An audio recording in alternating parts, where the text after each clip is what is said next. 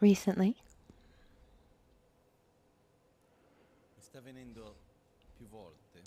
it's coming to me more and more often among the various reflections to observe how we are strongly conditioned in our way of acting, on the choices we make, that come from our own worldview, the paradigm in which we live, how we are strongly conditioned by what we inherit culturally and socially without even knowing it.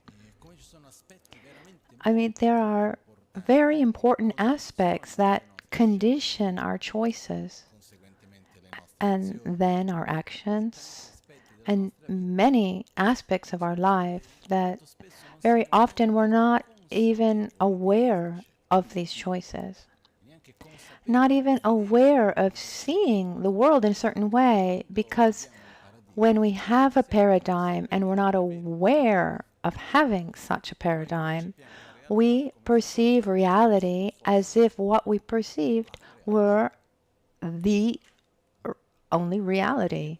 And so a fundamental thing that we've talked about many, many times is the fact of being aware of living within one's own paradigm.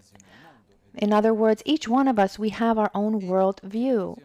And our worldview is important for us. More than important, it's determining. Our worldview determines how we interact with things, how we see reality, where we project our happiness, how we interact in our lives is very, very important. Every culture has a different worldview, and every epoch, every time, there was a different worldview. And this is also a positive side. I mean, there's certain things that observing them, we say, the world is really a bad situation, as if there's nothing to do. But I see that when more people, one after the other, they start changing their paradigm, it goes, let's say, goes viral, and it becomes more common until it becomes the new standard. I was thinking about this. It's something that is apparently unimportant, banal, but it made me think, and I talked about it a little bit these days. When I made the project for the temple in Albagnano, I had my project. At a certain point, there was a technical problem that the physical space didn't allow for 2 separate bathrooms.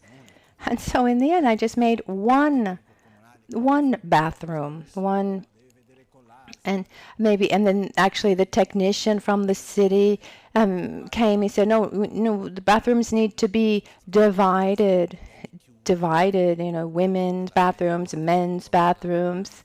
And at the end of the day, I mean, if we meet, the men and women meet when they wash their hands, so what can happen? And then I thought, well, if we have to separate them, we'll have them on different floors. And then it stayed in the project. Nobody said anything, and actually came about. And a few days ago, I received a message. I received a message from Google Maps. From Google Maps, someone left a comment. And normally when people leave comments about the center, they're very beautiful. And so I had some time, and at a certain point it said edit your profile. And there were many questions about the center and like what the structure offers. And I went to see I looked at the questions they asked, and there was one point they asked if we had gender neutral bathrooms. I said, yes. And we didn't design them with this awareness, but look how avant-garde, how aware, how modern we are. And it doesn't matter. The point about the bathrooms doesn't matter. But I saw how something that there's a change in there's a cultural change. There's a change in the paradigm, in the worldview, without getting into the details of how bathrooms should be and gender-neutral bathrooms. And here we're not talking about gender equality. This is not the subject today. Maybe one day we can talk also about this, but this is not the subject for this evening. But what happens is I see that something that just a short time ago was absolutely taken for granted, that that bathrooms had to be separate, and now there's this possibility of not having to divide them.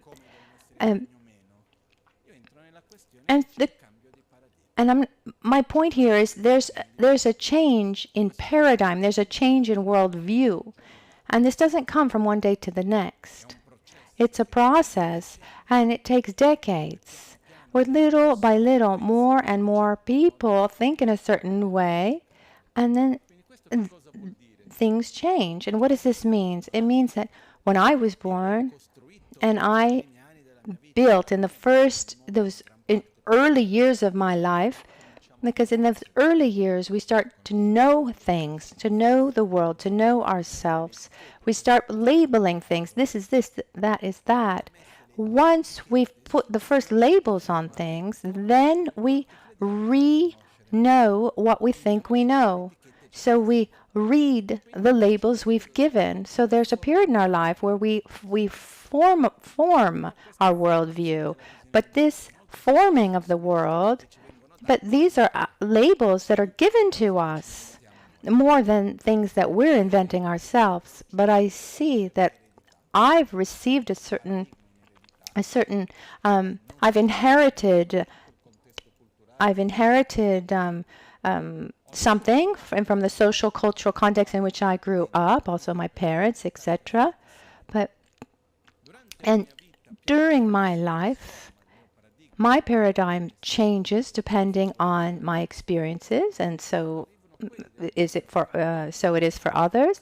And the next generation, they inherit a paradigm that's different than the one that I inherited. And I think this is one of the strong signs that change is possible on a larger social level.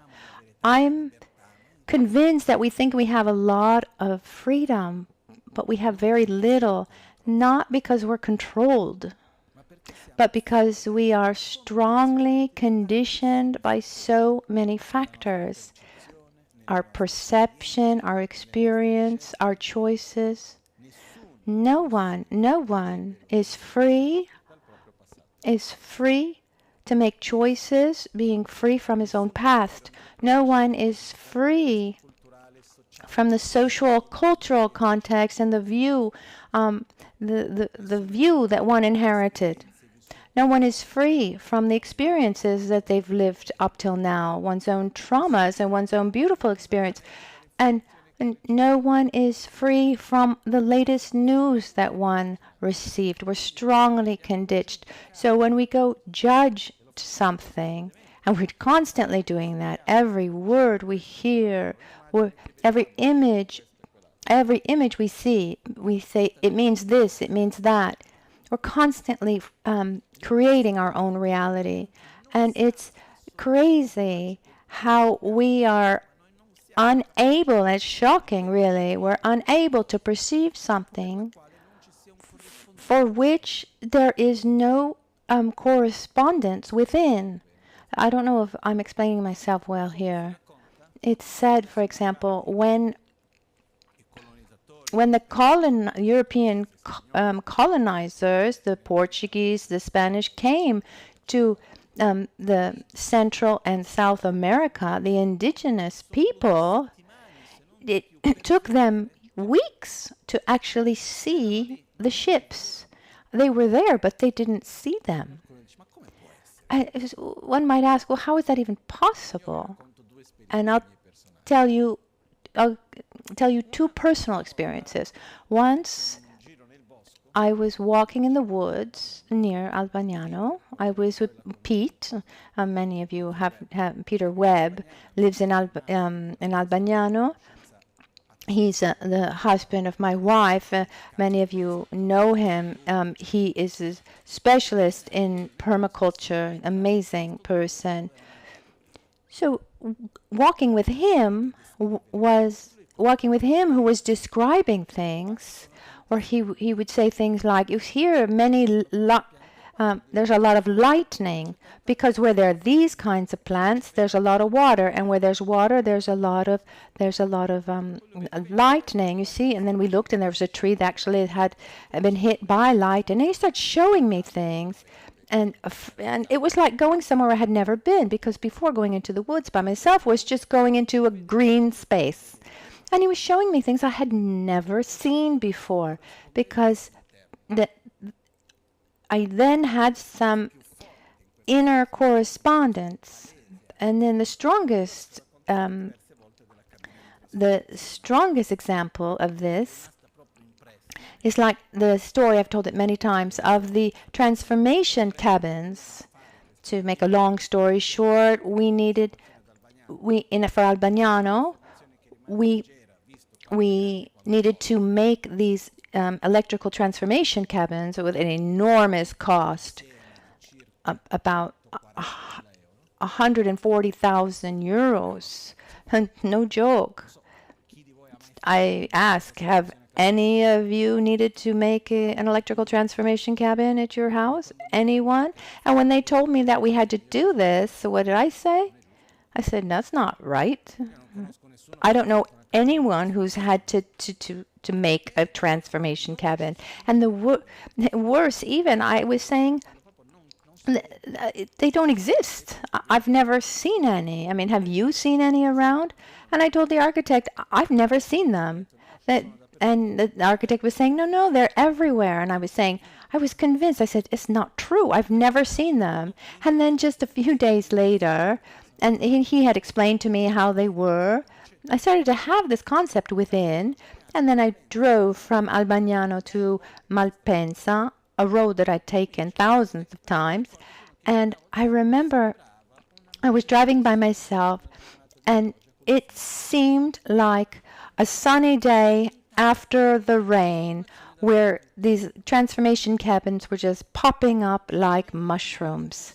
Not one or two, but tens and dozens and dozens and dozens of them between Albagnano and Malpensa airport. Even in Albagnano, actually. But I can assure you that they weren't there before. And here's the importance of the knowledge, of study, the importance of knowing what is different. Because when we open up our mind to other things, we start seeing the world from a different point of view. And we start seeing things that before we didn't see at all. Very often, we learn things not because of the technical function of that thing, but because that ability to judge and choose is based on relating to things, the relationship among things. So there's a huge difference between having to learn things for myself and having that information available when it's necessary. Because today, any technical information that we need, we have it easily available. We look online.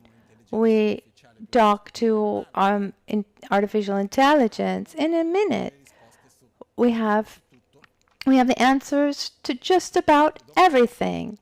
And then I'm going to talk about this after, but on not everything, but on so much. But what's the difference? When I need to know something, I can look online, I can pick up a book, I can ask someone. like my grandparents. I was 99 years old, and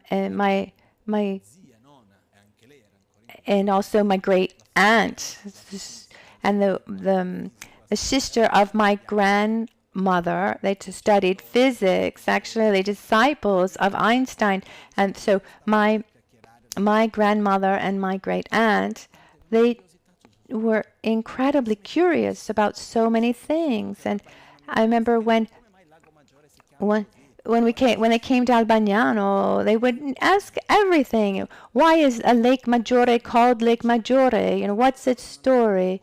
And sometimes they wouldn't agree. My grandmother would say it's like this, and my great aunt would say it's like that. And then my grandparents wouldn't agree. And so my grandfather, sometimes my grandparents wouldn't agree. And so my grandfather would look online, and my grandmother would ask her sister. So the point is, when we want to know something, we ask someone, we look in the encyclopedia, we turn to artificial intelligence or online. But when I need to attribute a value to something, when I need to judge something, I need to make a choice myself. I don't have the time to look. I use the resources that I have within. And the more I have a superficial knowledge, then the more superficial my ability to judge is. And I become more easily manipulated because I don't have serious reference points. Instead, when I have experience, when I have knowledge, where I've put things together before saying yes or no, I think 3 times about it. And I get to my own conclusion. And we develop our own, how can I say, a kind of strength, not kind of self-esteem. I have my own judgment about this. When we're not used to being able to judge ourselves, because we're not used to elaborating knowledge, we're just used to accepting what is given to us, taking it for granted. And this is potentially very dangerous for ourselves. Anyway, what I want to say is, in every moment we perceive reality through ourselves, and we're not able to see what doesn't correspond to what we have within. And there's something very serious here. Number one, I'm not able to see, not even physically, that which I don't have an inner reference point. An inner reference, like the electrical transformation cabins. And I can give 1,000 different examples. Like I've asked myself, for example, up until just a short time ago, slaves existed. We're talking about a century, more or less ago. What would you say if someone said to you, "Oh, there's my slave is over there," or for Christmas, I'm going to give you a slave? What would we say? This is crazy. This is unacceptable. This is a human being has a right for freedom. We can't take advantage of a person in this way. But I ask a question.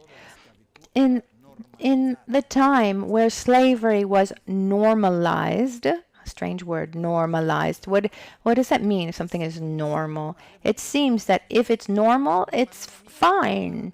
But sometimes you hear, it's not even normal. Well, that just means that the majority of people do it. It doesn't mean that it's good.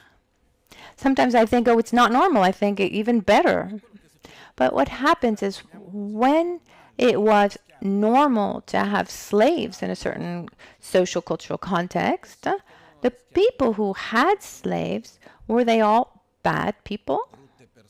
Ugly, horrible people that didn't care about the life of anyone? Or was it something that they inherited at a certain at a certain level as being normal, and with a lot of inconsistencies, because human beings are full of inconsistencies. So there are things that, as long as we grow up with these things, and we're not able to see them, until the child comes and says, the king is naked. The king is the king without clothes. I mean, you remember that story, right? So we need these moments where we say, wake up. But we are able to see only what we're able to see, and this is a fundamental point. Another point that really worsens all of this is that when we have an inner feeling, fear, anger, anxiety, joy, sadness, what good or bad feeling, whatever it is, one of the first things we do is we ask ourselves, why do I feel like this? And what we do naturally is we look around and we look for something that justifies that feeling that I have. Are you following? And when we can't find something that corresponds to that feeling, then we have a sense of malaise.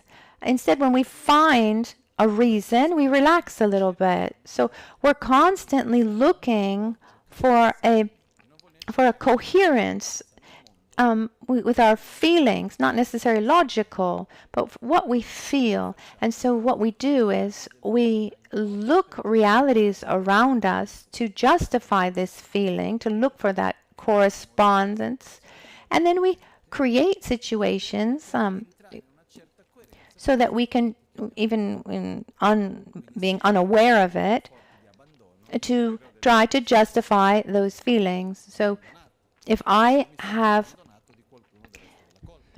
feel abandoned, then even without being aware of it, I set up situations where I will feel like I'm abandoned, and then we can ask ourselves, who came first, the chicken or the egg? It's very difficult to see this. It's true that I project onto the world what I feel, but look at what I'm living. So I'm convinced that we project our feelings onto the world, and then afterwards we react. And what comes first? What comes first are our inner feelings, how we live the world, how we project those feelings. Because maybe in the past we lived a situation badly, and then I had that kind of reaction. And maybe when we were actually forming our worldview. So during my childhood or my adolescence, when I'm constructing my own view, if I feel strongly abandoned at that point, as I'm forming my worldview and learning what things are, then I label myself an abandoned person, and I will continue to see the world through this filter. Of course, it's possible to change, but not so easy, not so obvious. But my point here, because all of this is a kind of introduction to get to a point, to a subject, which is when we see something, when we live something, we have this tendency, this constant tendency to see reality in an objective way.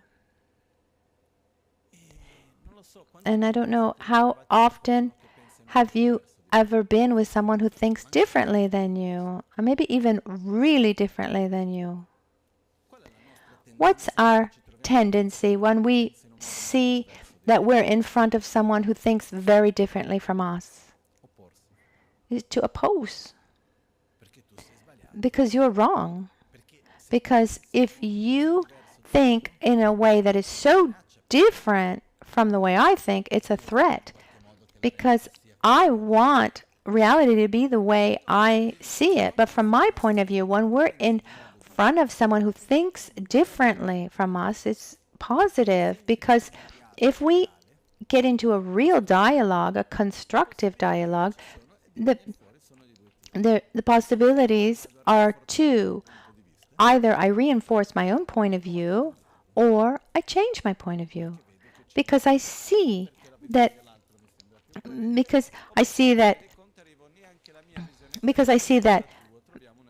maybe the point of view of the other is even more coherent, or we find a truth between the two truths, as it's said that the truth is found between two truths.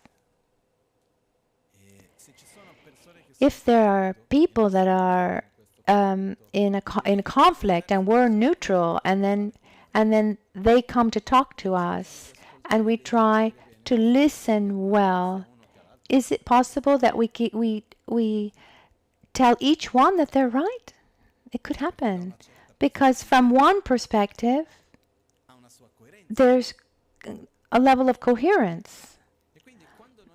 And it's happened to me, for example, to be in conflict with something, and to listen to different points of view, not just from my ears, but really opening myself up to that view, to that logic, without putting myself on the defensive, because our tendency is, when we're in front of someone who has a different point of view, listening while we're feeling defensive, it doesn't work, because they're more than listening.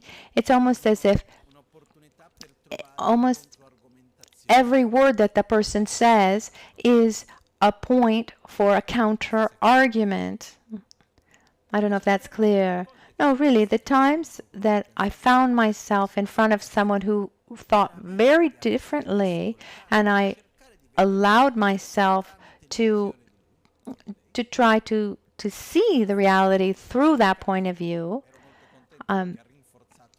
In some cases, I was very happy because it just reinforced my own view. And then in other views, it really showed me a different perspective and brought to a third point of view. And I think I would call this wealth.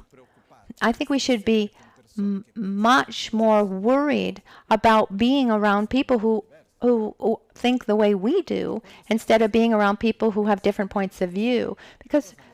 Because when we're constantly surrounded by people who think the way we do, then we just reinforce that idea. And then we come to think that that's normal, and that everybody thinks like this. As if everyone that I spoke to means everyone.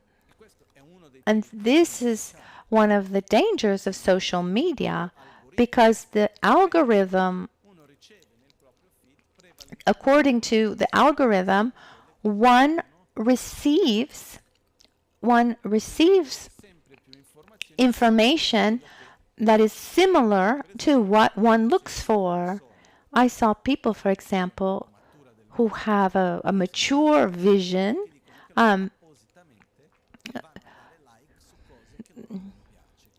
I've heard people who use the social media, and when they come across things that actually are against what they believe, maybe they click a like just to make sure that in the algorithm, then different points of view will keep coming into their news feed.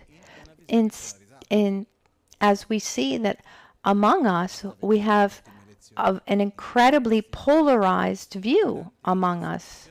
Look at the last elections.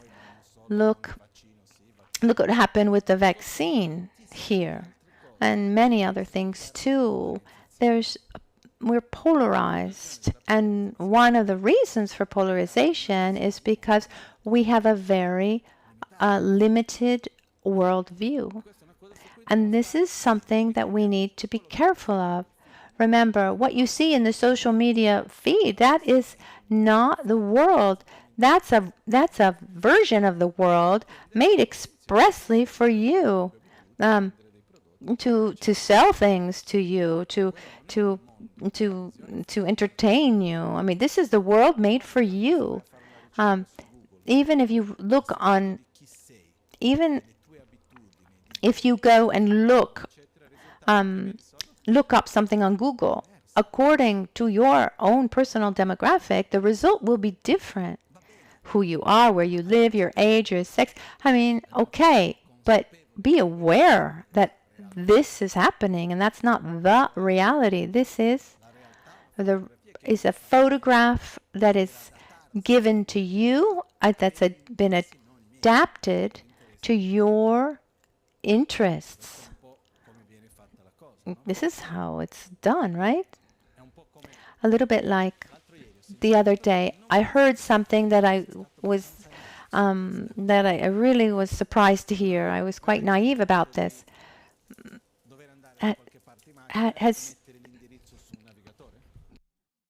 Have you ever had to put in an address in in some kind of navigator? So there was someone who works in the marketing for Google Maps, for example, or there's some people who pay for advertising. So according to how much they pay, a restaurant or what it is, the roads aren't necessarily the shortest. They actually can be designed to go in front of establishments that pay to Google Maps. I mean, when I put in an address, I don't even think about it. I think that that's just the shortest and the best way to get there.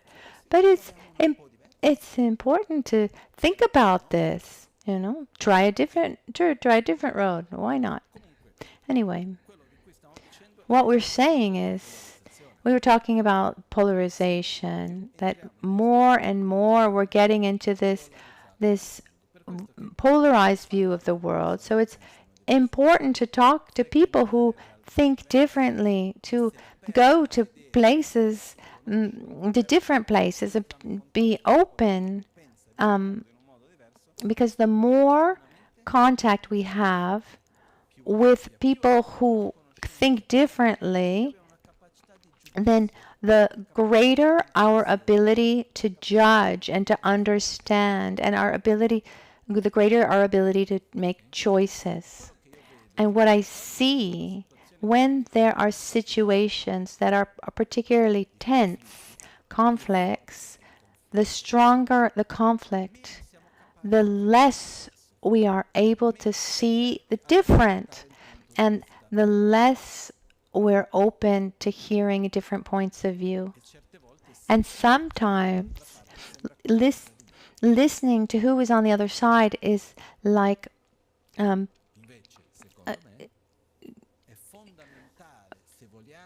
treason. Instead, if we want to have a clear view, the clearest view possible, we need to know the sides. We need to know reality to then take a position, a clear position. And this reminds me of a story of a Buddhist master. I don't remember if it was Vasubandhu. Anyway, it was one of the most famous among the 12 Indian Buddhist teachers at the time. And in ancient India, these masters would have public debates.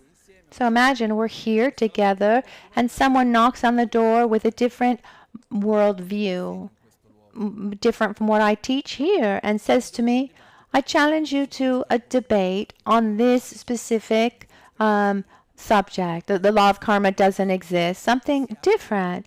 And then we would open a public debate.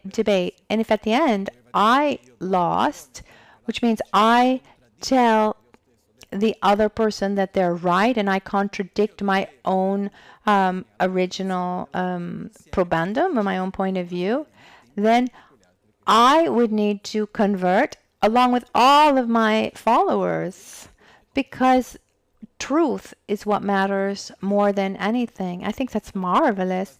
Today, instead, we base ourselves on dogmas. Everyone thinks what they want, and we don't talk. Then there was another master who was actually Hindu, and he was wonderful in debate, and he was converting many Buddhist monasteries to Hinduism, and no one was able to stop him.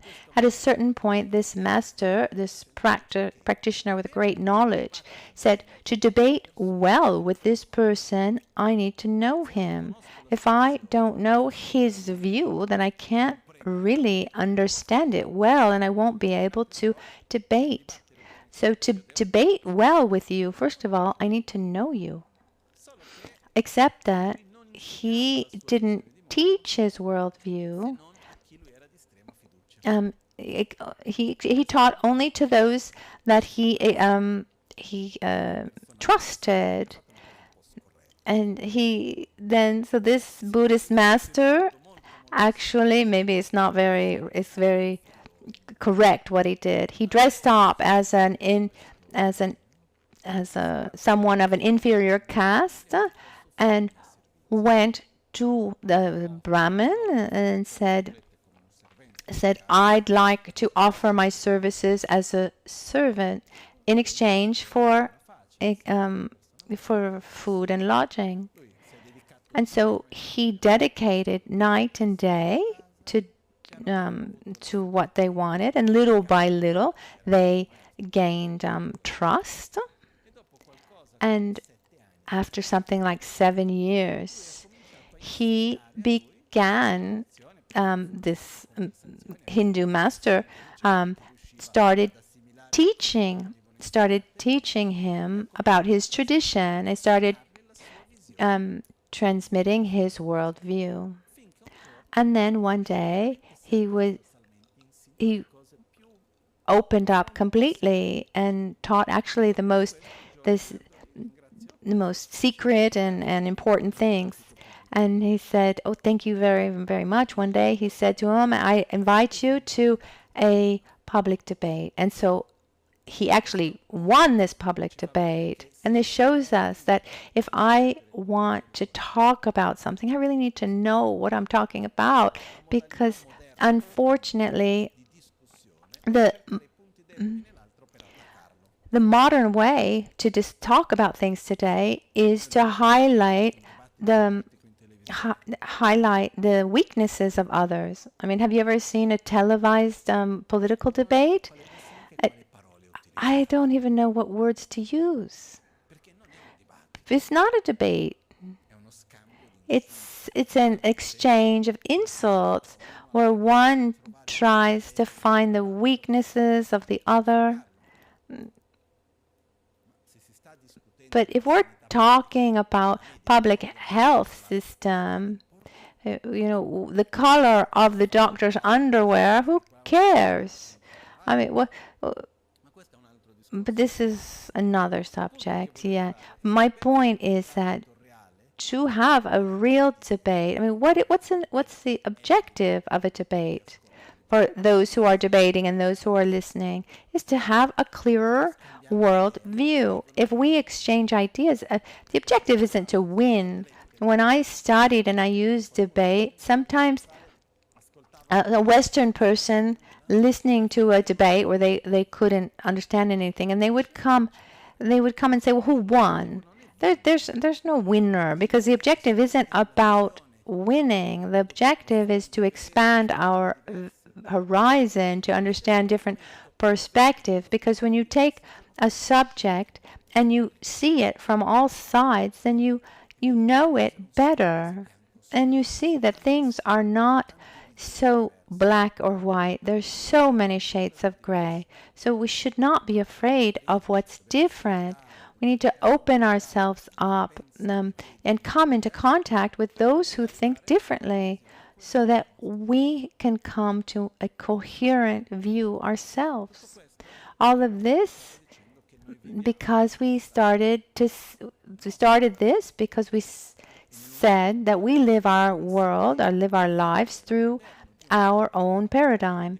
And once we're aware of that, then we are responsible. It's our responsibility to shape that world view. If I know that I'm looking at things through a filter, I need to be very careful of the kind of filter that I put on. And we need to be very careful that we don't fall into the trap of polarization. I remember many, many years ago, I was in India. I went to the city of Bangalore together with my master, and we were in a hotel room, and the news was on. It was the BBC and CNN, two news channels that are usually just the repetition of each other, like the reflection of each other. I don't know if that's still true, but at that time, you watch something and you watch the same thing, 3 times, on one channel, and then the exact same things 3 times in another channel. But that one day, there was an important subject, and I can't remember if it was England or if it was the United States. The United States was selling weapons to Pakistan, but one channel was agreed with the sale, and the other disagreed. So the same conversation, the same interviews, the same people. On one channel, the CNN was pro-American. It seemed like it was the most correct thing ever. And instead, the BBC was pro Great Britain. Of course, it seemed like the worst thing ever. And this really opened up my eyes. And I thought to myself, I can trust only up to a certain point. But so let's set the news aside. Newspapers or news. That we live a certain situation, and some information comes to us, something simple from our family at work, and then someone comes to us and asks us what happened, and then we tell the story of what happened. If what happened has to do with someone that we don't like, and something beautiful that happened, what do?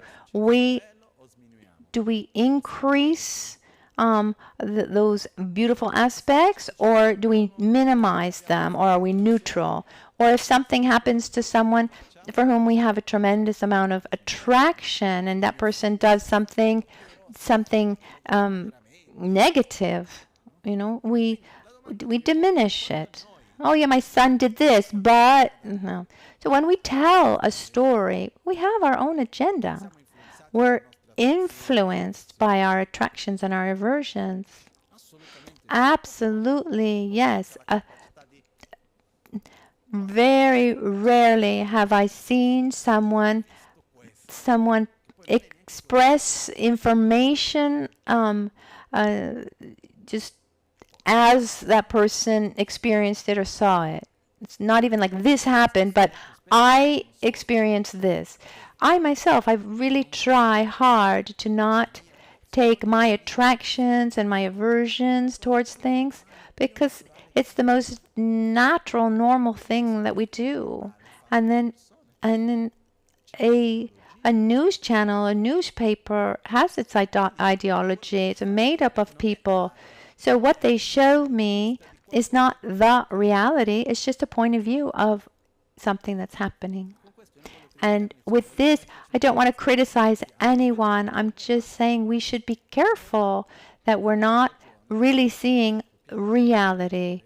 So these days, those who like to read the news, I advise you. So So I was given this advice, and I try to do it as well. Try to read with a certain neutrality, and read sources that are actually contradictory, that are just show really different points of view. Okay?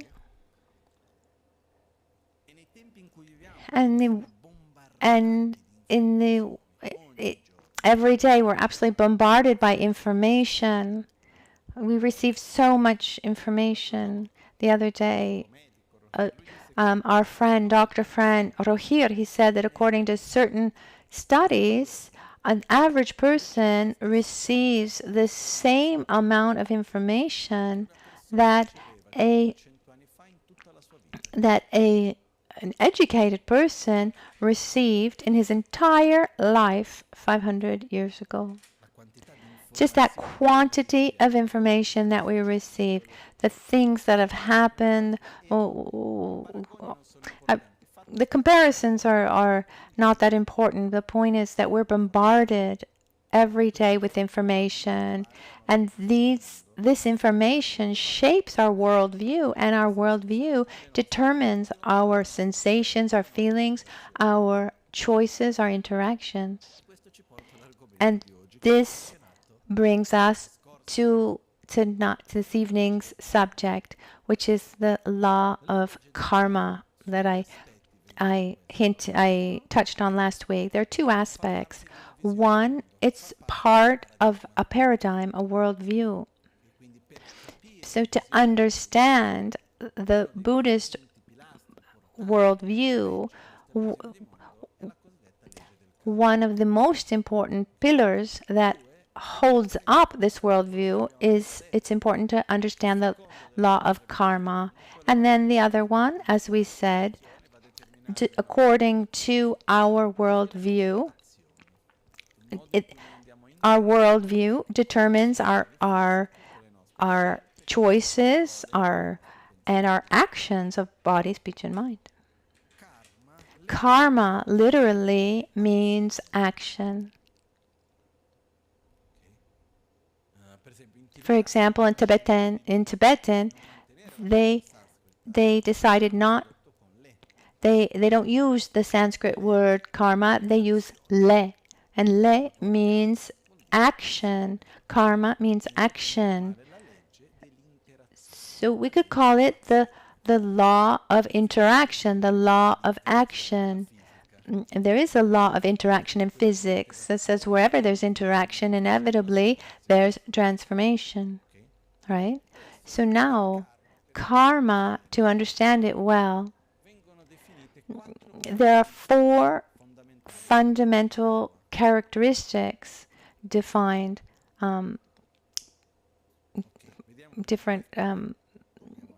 attributed to karma. I'll look at this and then we'll go back a little bit. The first law, the first characteristic of karma, it's not possible to experience a result without having created the cause. It sounds conceptually, it's quite simple.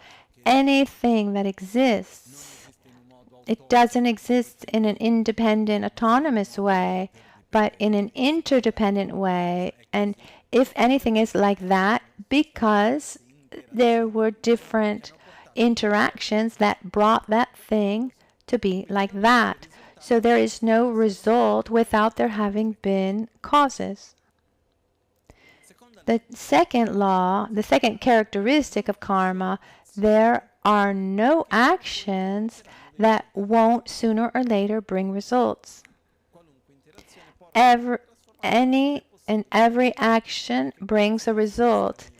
It's impossible for an action to end in nothing. The third characteristic, there's a coherence between actions and results. If I plant an orange seed, I can't I won't reap a pomegranate fruit, which doesn't mean that I said I told a lie and then someone will tell me a lie. So number one, there's no result without cause. There are no causes that won't sooner or later bring about a result. Number three, there's a coherence among the causes and the results. And the fourth, le pelwetsu in Tibetan, which means that karma grows, it increases. Now, to understand this better, there's something fundamental to understand. There are no results without causes. There aren't any causes that won't sooner or later bring results. There's coherence between the causes and the results, and then the causes grow, they increases. But there's something fundamental to understand. Let's imagine that I take this object and I throw it. That action ends when I make that movement and I open up my hand and I have thrown that object. But when that object is flying and hits someone in the head, who is to blame? What's the primary cause of that action? The person that threw it, but that happened before, not now. So there's an action, and then there's the inertia, the strength that's generated from that action. Because once I've thrown the stick, and the stick comes into contact with something else, that comes from the force. Because if it doesn't come into contact with anything, then it just will continue. Imagine if I throw this stick here, there's the attrition of the atmosphere.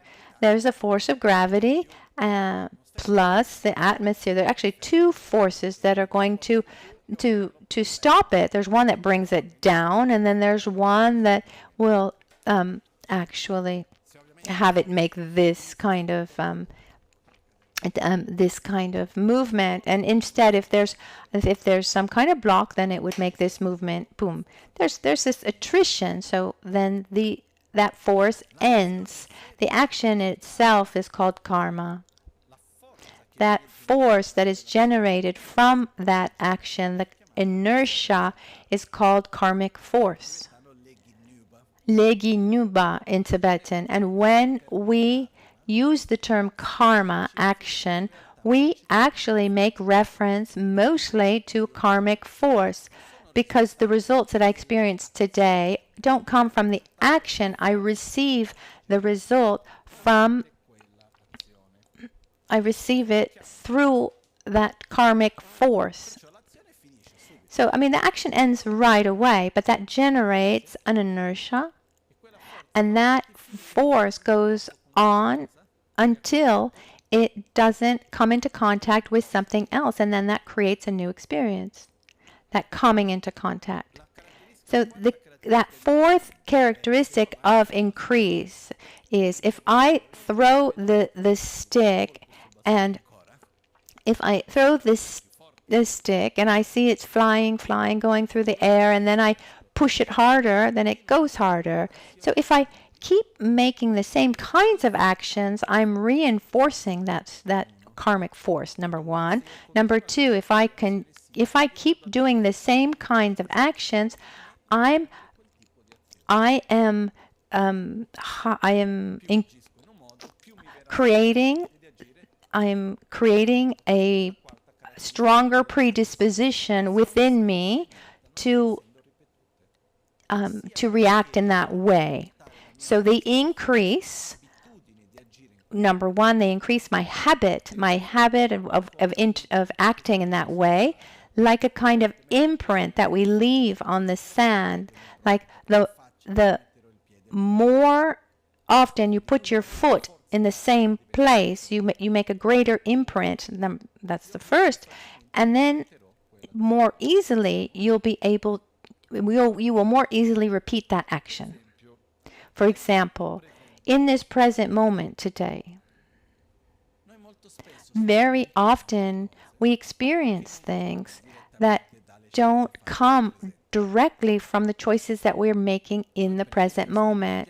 For example, we experience things that come from choices that we made from our childhood, from our adolescence, or years ago, right?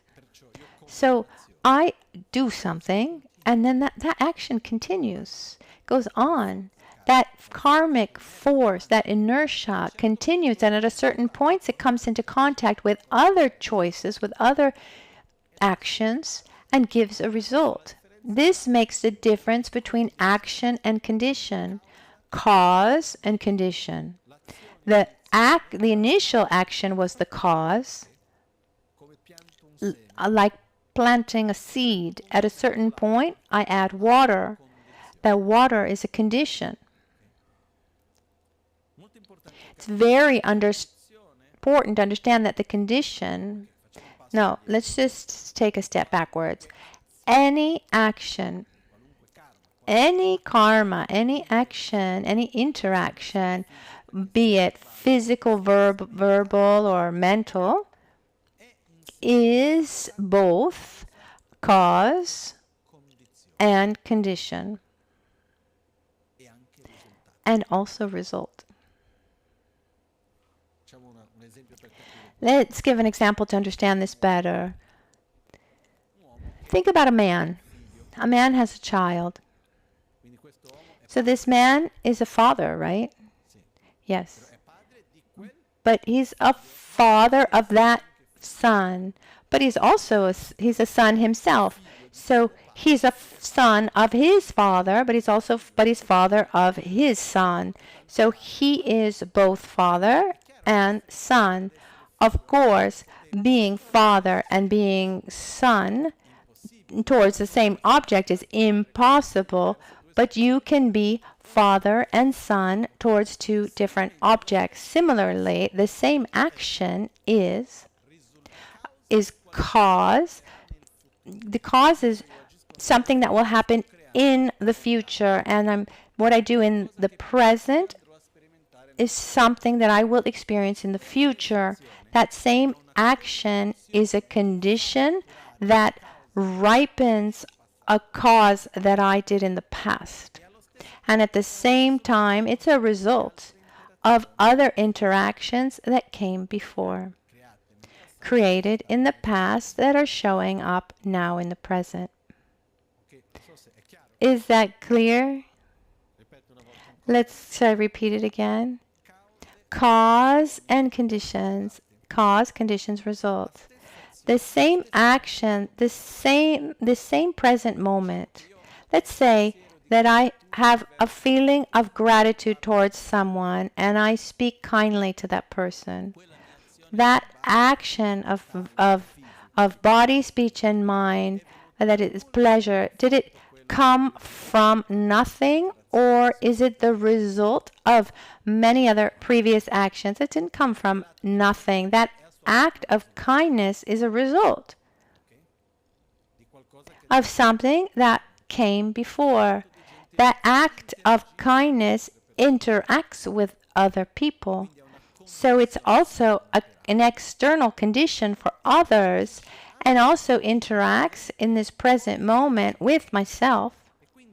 So it's a condition to ripen other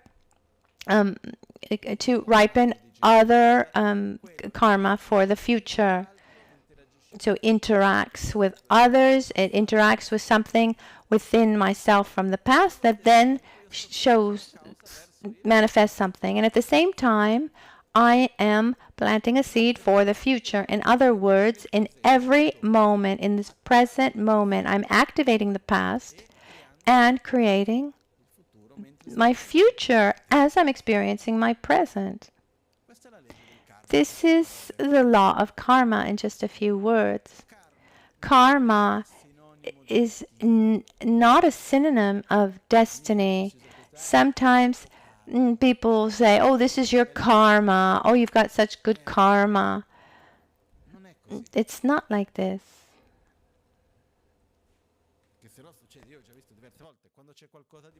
Because I've seen this. When something positive happens, people say, oh, I've got such good karma. But if something bad happens, then it's someone else's. Someone else is to blame. But the concept of karma instead, what does it bring us? The awareness that every small action is never in vain.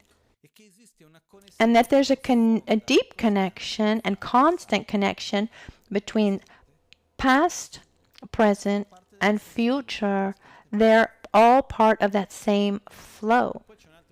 And then there's another, there's something else, that when a karmic force begins, let's say that the stick is flying and touches my hand. When it hits my hand, does it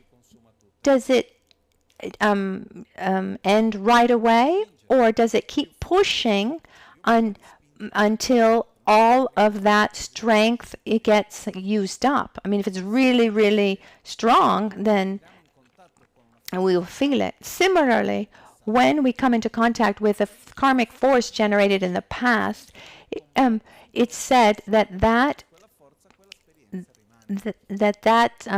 starts a cycle, that until that is completely used up, it will keep going. How do we experience karma, our experiences of the past? How do we experience the ripening of this karmic force of the actions that we generated in the past? Through sensation. So it's said that all sensations that are pleasurable, they are the experience of the ripening of so-called virtuous actions. Virtuous actions, philosophically, it's correct, but I don't like it that much. It said that it's a pleasurable sensation is a result of virtuous actions. So you experience the ripening of something virtuous. So how do you know if something virtuous or not? It's something virtuous. We can recognize something as being virtuous at the moment of its ripening, as whether it was it brought some pleasurable or not. But this is really important to understand something else. What we say as being virtuous or non-virtuous or negative or positive is not based on what is not based on some kind of morality or what's right or wrong, or what you can do or not do. But it's the interaction. If that interaction, once it ripens and it manifests, and when the results manifest as pleasure, then it's virtuous.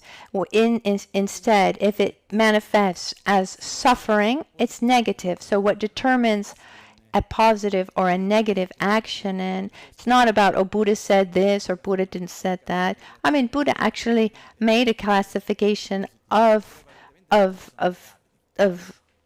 actions, mostly in good and bad, and there are many variables. It depends a lot on the intention, on the awareness, the motivation. It's not that black on white, but it's important to understand that what does it mean to live a virtuous life?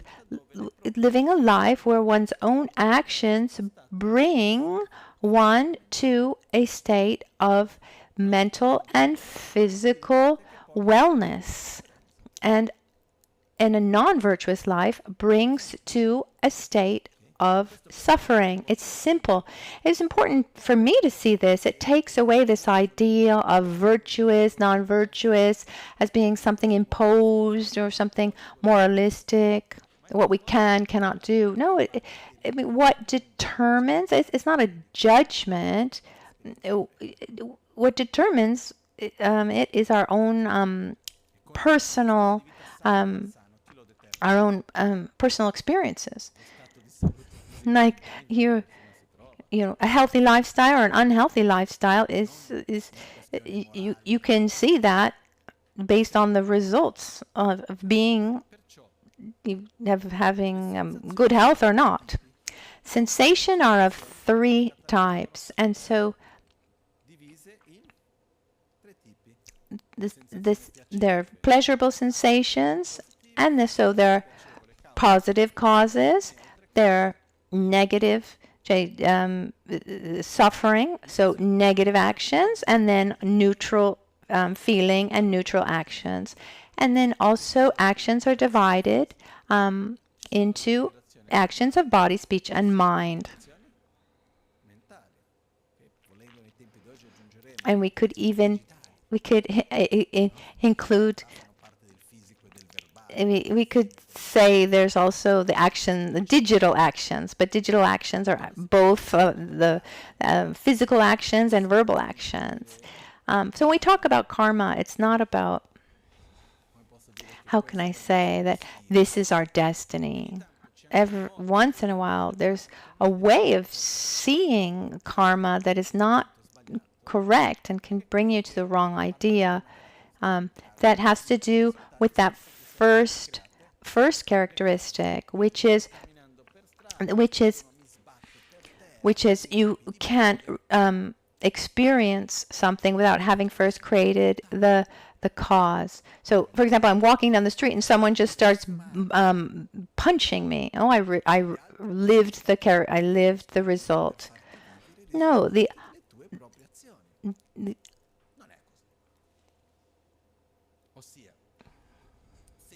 if I act, so if someone beats you up and then that person says, well, I'm just a condition to help you live the fruit of your past karma. No, it's not like this. My actions, for example,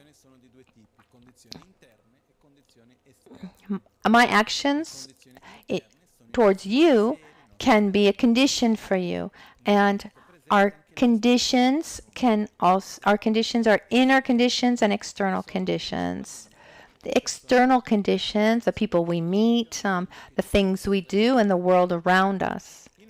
In every moment, in the present moment, we experience a result of causes that we created in the past, that we've created.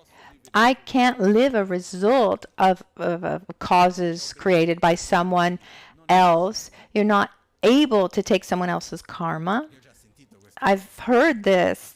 Sometimes I hear things, I wonder where they came from. If it were possible, then a Buddha would be able to live the result of our actions, would have this ability of transforming them. Instead, it's not possible. I live my results of my actions. But if I act with violence towards you, my actions of violence is a condition, an external condition that meet with your mental state and your inner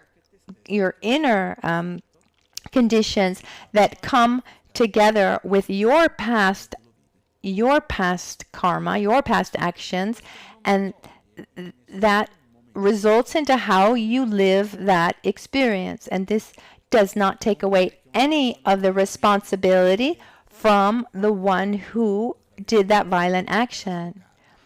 So we can't say that someone is the victim because that person deserved to be a victim. No, if someone treats me with violence and I generate trauma, I mean, that thing happened. So that person said this, that person did that, and I lived it in this way. It's not that, oh, well, that was your karma, in the sense that you are just living the result of your past actions. Yes, but I live it in a certain way through the conditions of your actions that push me to live it in that way. It's not that the condition, the person doing an action, doesn't have anything to do with the result. If it were like that, then we would end up in a kind of who cares, where I think, oh, you're suffering. That's your problem. Is what you created and you wanted. It's what you wanted. There's violence, but it's not. It's there's violence, but it's not. It's not the fault of who is actually doing the violence. It's the fault of the one living the violence and that person's previous negative actions. And one could even say something that crazy. So it's important to understand that. So when we say that there are no results without there having been the causes, that means that everything I experience, there's a part in me. There's a part of me, even just looking, like I find myself in this place at that time where I experienced some kind of violence. I actually did create some cause that brought me to live that experience. I don't know if that's clear.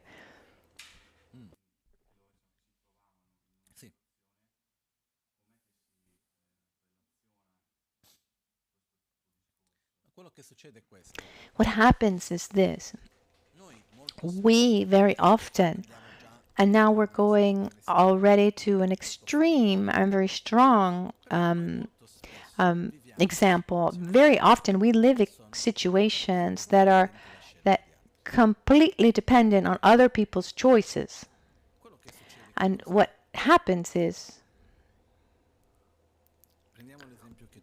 let's take the example that you gave. Someone chooses for various reasons to go somewhere, and someone else decides to do something wrong to that person.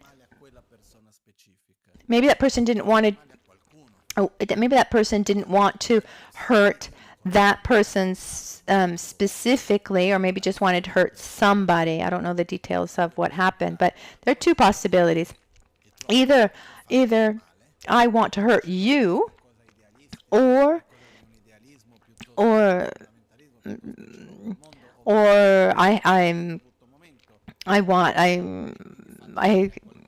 want to hurt anyone who's like a stereotype that corresponds to my ideology. For example, when the ex-prime minister of Japan, Shinzo Abe,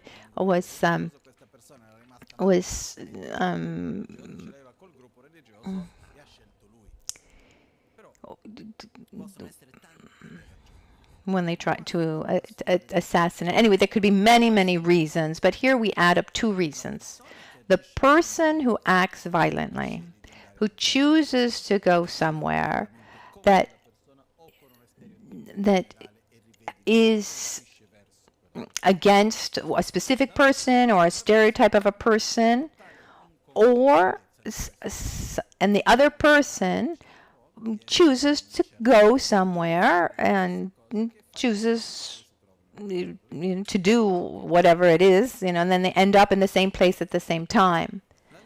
So the law of karma, when I said before, it's not that I lie to someone and then someone will lie to me. It's not that linear. It's a kind of inertia, as I said before. So when someone does something against me, it's not because I hurt someone in the same way that I'm going to experience that. But if I live some kind of suffering in my intimate part, I generated somehow some kind of causes that are ripening. So what does this mean? This means that the person who experiences a kind of suffering is actually experiencing the ripening of a past negative karma. But this does not justify the negative, violent act of the condition, let's say. I don't know if I've explained myself well. There's someone I knew in Brazil. It was actually a brother of a disciple in Brazil, for example. It's a crazy kind of and sad story. This boy, very young, maybe 22, 25 years old. He was quite young. He would do these Ironman competitions, and he was training in São Paulo. And São Paulo, there's a place where he would run for kilometers. He would go not to the international airport, but this airport within São Paulo, and at night it's closed. There are no flights, completely closed. So he would train on the tarmac at night. So he was there running, and he was listening to music, so he couldn't hear anything in the dark. There was a pilot who was coming home after a long day of work, I don't know, and he was going with he was actually on his motorcycle without the light on, and they ran into each other, and he killed him. And one could ask, how is it possible, that they met exactly there? If he had been running a little slower, if he had gotten on his motorcycle a little bit later or sooner. But you have the choice of the boy who was training and the choice of the one on his motorcycle. Even if there wasn't the desire to hurt each other, there was this encounter that it has destroyed both of their lives. One boy died, and then the pilot, he lives now with knowing that he's killed somebody. So this complexity of karma is enormous. Notice the complexity of any moment that we live, because in every moment, what are the causes and conditions and the various interactions that bring this moment to be this moment as it is? It's infinite. It's said that it's even more difficult than the correct view of reality. So having a complete understanding of all interactions, but there's something very, very clear. I can't have the awareness of why something happens in its whole, but I have there's something I'm sure about. If I live something, it's because the interactions have brought that to fruition, added together with the interactions of others. And they will also, this present moment is directly related to the past and also to the future. So what I'm living now is connected to what I did in the past, and what I do is connected to what I will live tomorrow. This law of karma can be summarized here. And if we want to complicate it a little bit, for example, it's said that an action that the strength of that inertia depends on 4 conditions for an action to be complete. Because one needs intention, action, need to complete the action, intention, so going towards the action, completing the action, rejoicing for the action. So I want to lie to you, for example. I want to give you a version of reality that's different from how I see it. I say something to you and you fall for it. And I think, oh, I got it. And that's a complete action. Let's take another example to look at the complexity of karma. And I've always used this example. Let's say that I'm on the 10th floor of a building, and I'm showing a group of children how to bake a chocolate cake.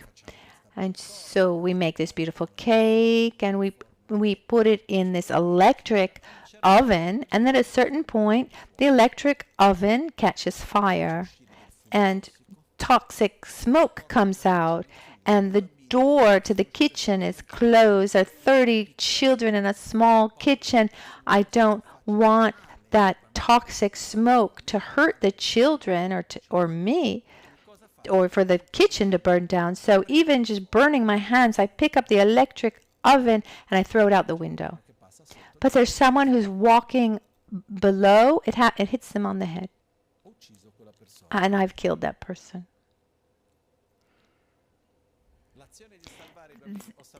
So did I save the children? I had the intention. I did it. I was able to save them. Thank goodness I saved the children. But at the same time, I killed somebody. When I hurt that person, was there an intention? No. Did I do that action to kill that person? No. I killed that person. Do I rejoice? No. So in that second case, even though I'm responsible for that action, it's not a complete action, which doesn't mean that it's nothing, but its karmic force is less.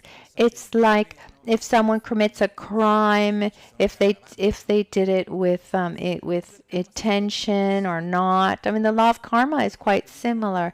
That's why it's important when we're starting to do something that's not good. It's not that because we've started that we need to conclude it. If by chance we've concluded, at least don't rejoice, which is not about finding an excuse, finding a way to not complete our karmic action. But maybe I did something because I was taken by jealousy or fear or anger. Or I say something that I normally wouldn't say or hurt someone. Okay, it's done. At least don't rejoice for it.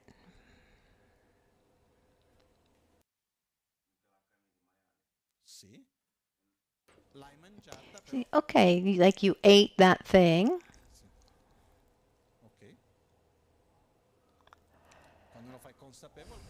When you do it with awareness, what happens? Like if I, like when, so I do something. If I do it with awareness, there's more weight. And what's interesting is if I do something without being aware of it, I'm still responsible. Like in the law doesn't admit the ignorance. If I do something against the law, whether I knew that it was legal or not, I'm still responsible. It's much heavier if I knew that it was against the law.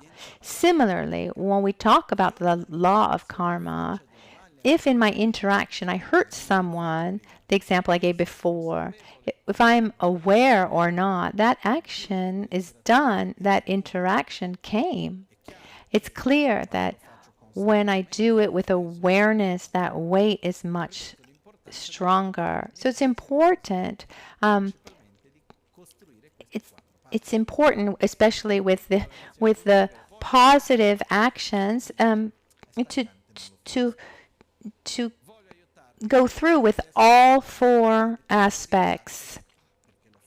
For example, I sit down to meditate. Oh, it's difficult and I don't complete it. I want to help you. I help you. You don't thank me and I regret it.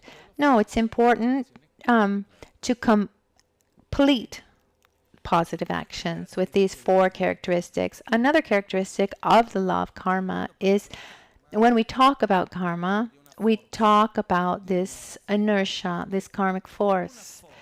This force, to lessen, it needs to come into contact with another force. So what happens is this.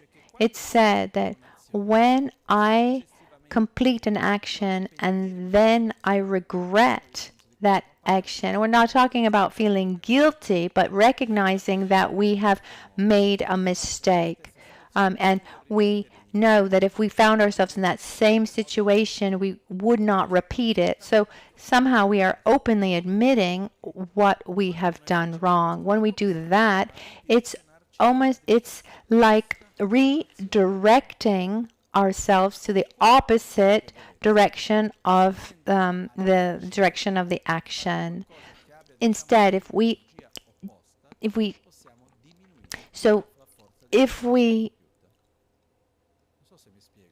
I don't know if I'm explaining myself. It's like, for example, I throw the stick. It's flying,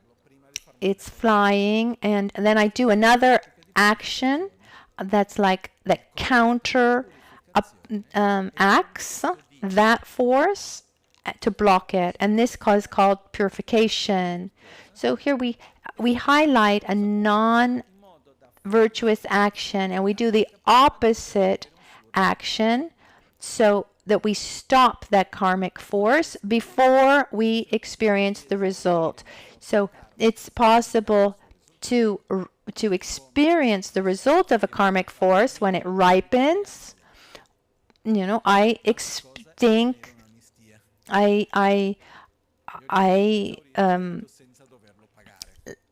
for example, I have a loan. I pay back the loan, and so that karma ends. But I can also be forgiven for a loan. So we generate an opposite energy,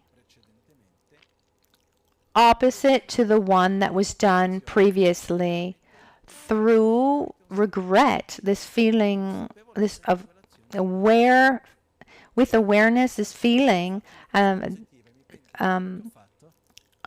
of regret. So by regretting, I'm opposing the force of that original action. If I do that also to something positive, then it goes against that positive karma. There's another positive characteristic. It's said that when we do something and we keep it hidden and we don't talk about it, that makes it so that that action can actually increase. When instead, when we do something and we don't hide it, that gives a tendency for it to not grow. For example, let's say we tell a lie. Just to give you any example. I tell a lie. I'm aware that I told a lie, and I openly admit that I told a lie. And as I open myself up for that, that helps me to be more aware of my action, to not repeat it in the future.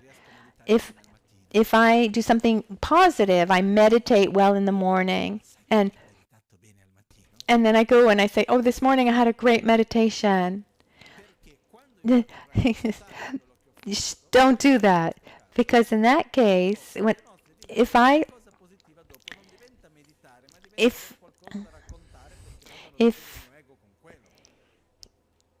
I go to tell you about something beautiful that I've done, then our tendency won't be to repeat that positive action for the action in itself, but to nourish our ego.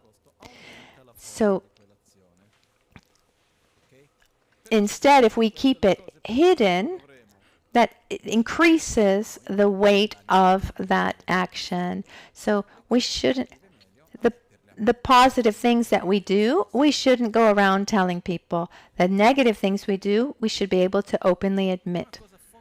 Something that's fundamental when we talk about the law of karma is the fact that every interaction inevitably will bring a transformation. Number one. Number two, we are made up of habits. And the more I act in a certain way, the easier it will be to act in that way. So there are two fundamental practices to apply to our daily lives within this paradigm of karma. Number one, every day I should look back on my actions and recognize where I did silly things, stupid things, not to feel guilty about them, but to straighten, to put myself back on track. So I openly admit my errors, my mistakes. I generate a positive action with awareness to oppose that negative action. So I try to not accumulate more negative force, and at the same time, after or before, I rejoice for the positive things. In other words, daily we should look at our behavior and recognize where we do things that are harmful to ourselves. Avoid them, and at the same time we should celebrate and rejoice for the positive things that we do, so that we get more and more energy to do positive things. So the terms we use are to purify and rejoice, because if we don't do this, we just lose our way, and then it's not easy to get back on track. Number two, maybe we do beautiful things, but then it's hard to give the right value to things. So it's really important to celebrate the beautiful things that we do. Oh, I was able to do this. How wonderful. Look, today, normally I would have acted in this way, but today I was able to act differently. Today I was able to act, to say something kind to someone. Or I understood something new, something that's important to me. I was able to maintain my constancy in something that I find very worthy. We should rejoice for ourselves and rejoice for others. Because when we live within the awareness of the law of karma, something that happens is naturally we become a little bit more responsible for our actions. Number one. Number two, we diminish our anger because we get out of that mode of blame. We realize that there is not one factor to blame, but innumerable variables. And then we stop, pointing the fingers, which doesn't mean that there aren't actions that should be condemned and that we aren't all responsible for our actions, because this is one of the dangers where one could erroneously think, oh, well, that person received violence. He received some violent act. That's just fruit of his karma, and the one doing the violence, then that one is also was a victim of his own ignorance. That's true, victim of ignorance, but it doesn't take away his responsibility. Also, maybe someone can go to the extreme of putting everything into the emptiness, nihilism. This, for example, what is this? Is it a bowl? Is it a salad bowl? Is it a stool? Is it a weapon? It can be many different things, right? Can it be a chocolate cake? Or maybe a nut cake. It looks a little bit more like walnuts. It can't be a chocolate cake because no matter how much I believe it, it doesn't have the characteristics and the functions to sustain the concept of chocolate cake.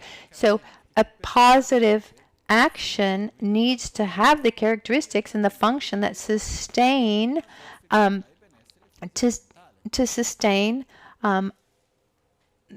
the a result of well-being.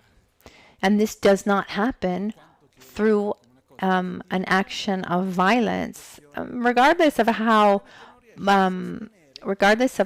positive I think the action is, not because of some moral aspect, but simply because a negative, violent action cannot bring as a result well-being, only suffering. This is very important because sometimes when we get into certain concepts, we enter into a nihilistic idea where we think, oh, positive and negative doesn't exist, nothing truly exists.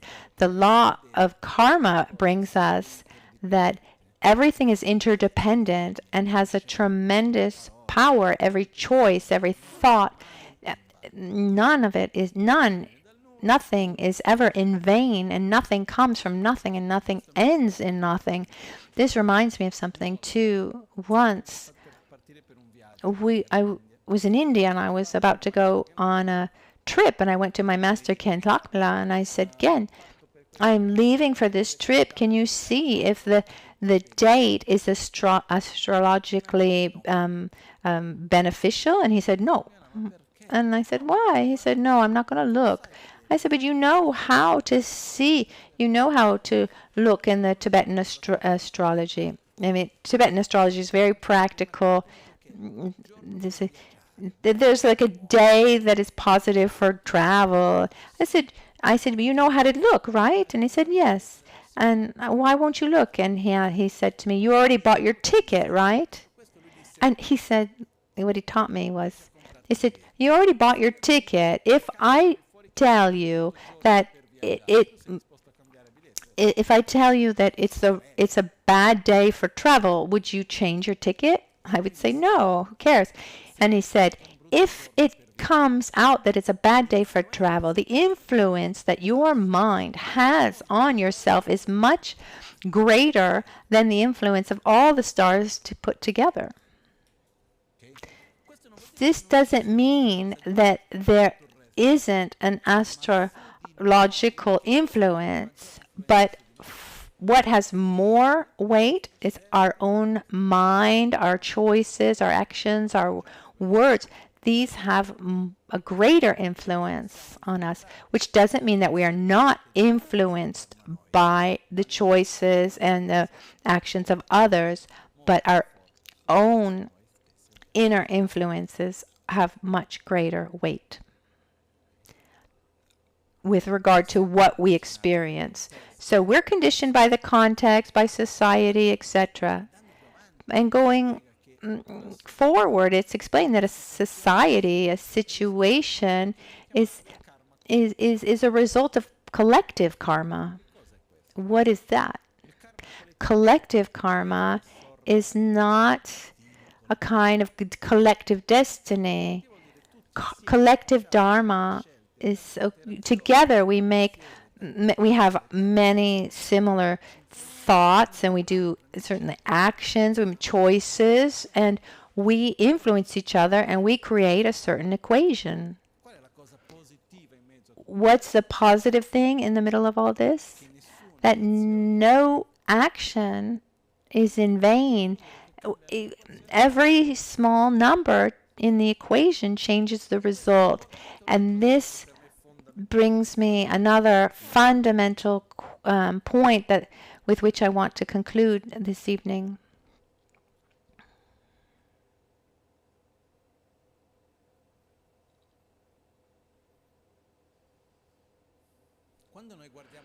When we look around,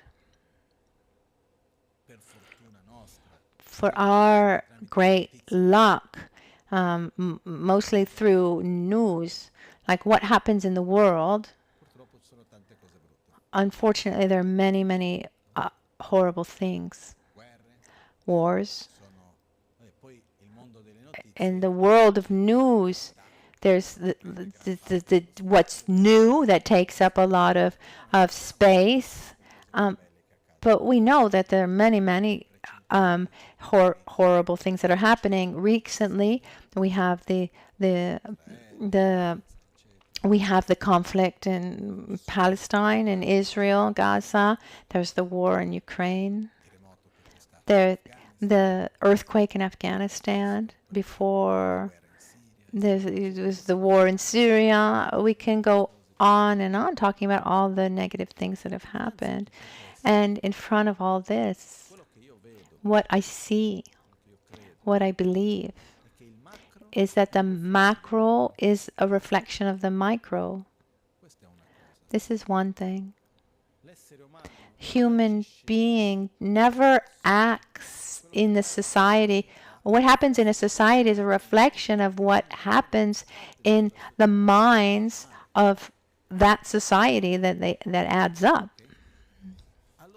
At the same time, the result in this present moment is not the result of what's happening in the present, but is the result that have happened in the past, added up to many other actions that added up at a certain point, it just explodes. When we look at the result of something, it's because something came,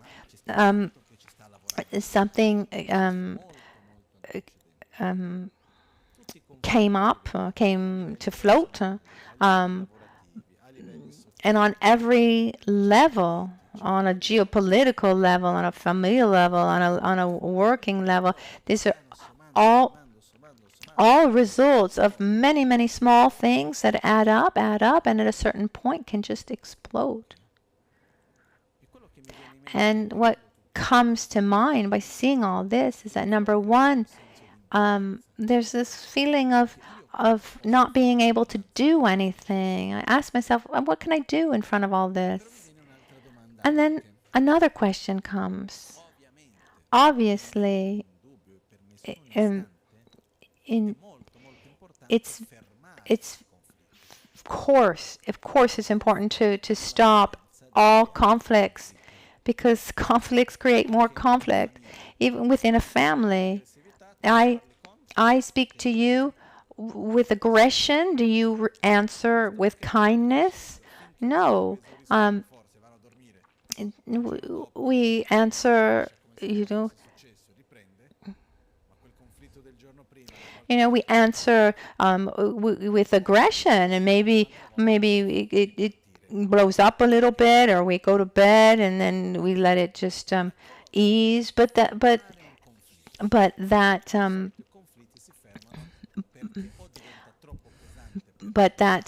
tension was there. But so conflicts end because either the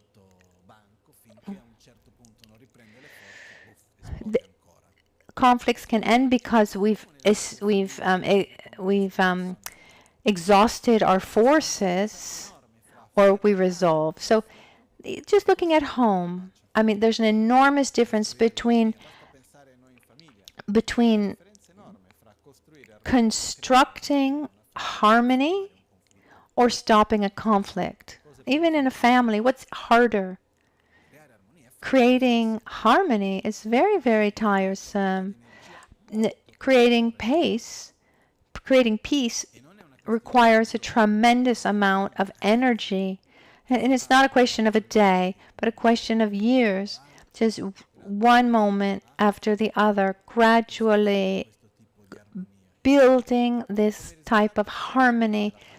And of course, as a final result, peace is the best, but very often the tendency of human beings is to react with aggression. What happens is without getting into the details of the conflicts that are, because there are also many conflicts. What brings me some comfort is that we live in an interdependent reality where my actions, regardless of how small they are, have an influence on the whole. And I personally want to be part of the solution and not the problem. I want to be part of the construction of peace and harmony and respect. I want to be part of the creation of a healthy body, mind, and society. And with my ignorance and with my wisdom, I do my best to be part of the solution. And this is what I think is important in all of this. Very often, when we see strong conflicts, and for example in Brazil, there are situations of violence that are crazy, really, that are very, very heavy. I don't need to get into detail right now.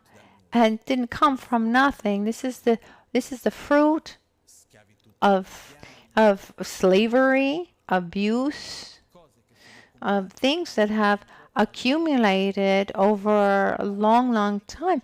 This resentment and anger, things that have accumulated over the years, and to resolve that, to find a solution is not going to come from one day to the next. We need at least a generation. So I don't see any easy solutions, but I want to be part of the causes that will bring the peace in the future. At the beginning, we talked about a paradigm, and if I change my paradigm, I influence that paradigm of the world. I start with my own.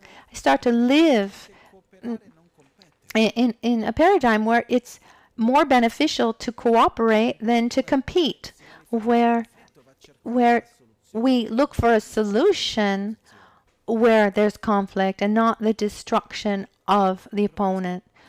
But I see that it's important for us to start with our own lives and our own interactions, our small life, because that's where then other things reflect. You reflect one thing from theirs. So let's be very careful about the normality that is created. There's certain things that we should never see as normal, even if we hear it, once, twice, 3 times, 5 times, 100 times. Like a murder should not be something normal. But since childhood, on TV, how often have we seen a murder? Action movies. Once a friend of mine, after he was victim of an armed robbery, he said he connected it to action films. When he experienced the violence with that weapon against his head, he started seeing action movies really differently. And he said that if an action film is not violent, at that point, then a porn is a romance story. So what he's saying is that we live where we normalize things that we shouldn't be normalizing. Normal in the sense that always not, there's nothing wrong, but it shouldn't be normal. We should say this is unacceptable. We need to avoid this at all costs. And one thing, of course, is we should try to avoid violence. And the definition of non-violence in one of the texts that I studied in Buddhism, first of all, is ahimsa. This concept of non-violence is the non-indifference in front of other suffering. That violence begins in the indifference to the suffering of others. And here, looking at myself, looking at the society, I ask myself, how often are we violent in being indifference to the suffering of others? Because that indifference creates distance and justifies the suffering of others. So, in our small way, just to conclude what we've said today, we should allow ourselves to see different. Don't take advantage. Don't just accept the way that we see things. I mean, the more I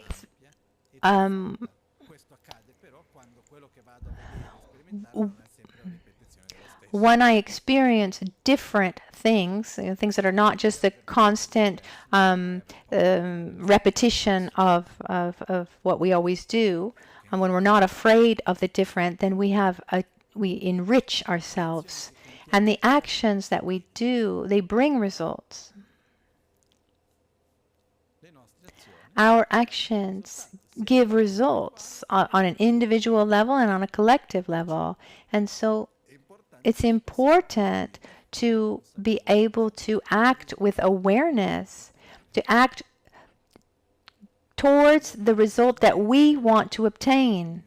I personally put effort into, and I hope that I'll always be able to believe in a better world. Believe in the dream of peace, to believe in the dream of harmony. I believe it. I don't know when it's going to happen, but I do my part to walk in that direction. And then we saw today that paradigm changes come when people change their worldview, then even on a collective, even collectively, that worldview, that paradigm changes. This happens. So, to my point is that everyone needs to do his own part, being careful that you don't fall into the traps of polarization. Because this is something that happens. And let's try not to normalize what is not beneficial. The example I gave a couple weeks ago, we normalize the quantity of sugar that we eat. It's not because it's normal that it's not harmful. So it's important to see what's beneficial and cultivate it, and see what's harmful and avoid it, and try to act this coherence, what is good for us and what's good for the common good.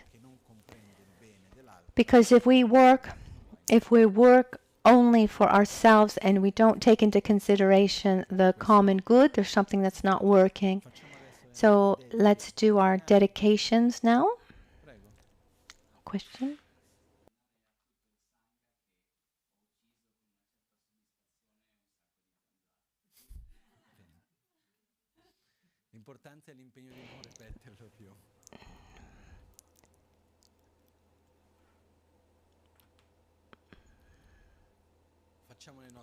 Time for our dedications.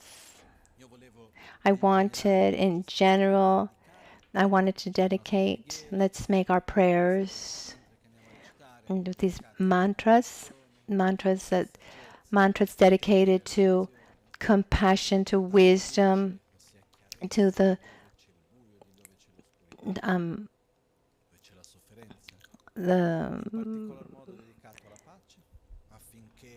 So where there's darkness, we bring light and we dedicate to peace so that each person can be at peace with himself and be at peace with those that he interacts with. And may the great conflicts become small and the small conflicts disappear.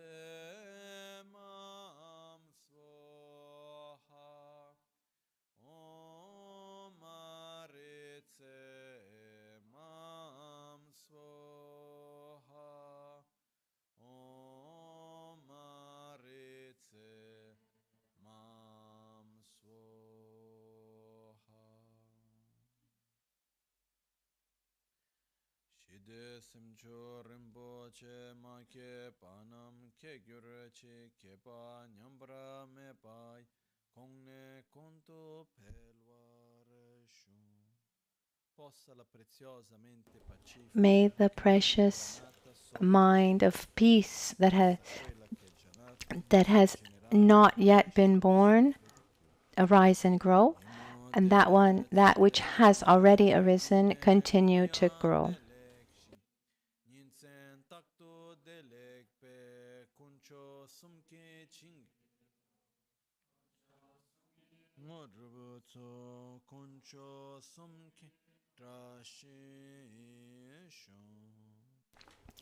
At dawn or at dusk, at night or midday, may the three jewels grant us their blessings. May they help us to achieve all realizations and sprinkle the path of our lives with various signs of auspiciousness. Trashidele. Thank you, everyone.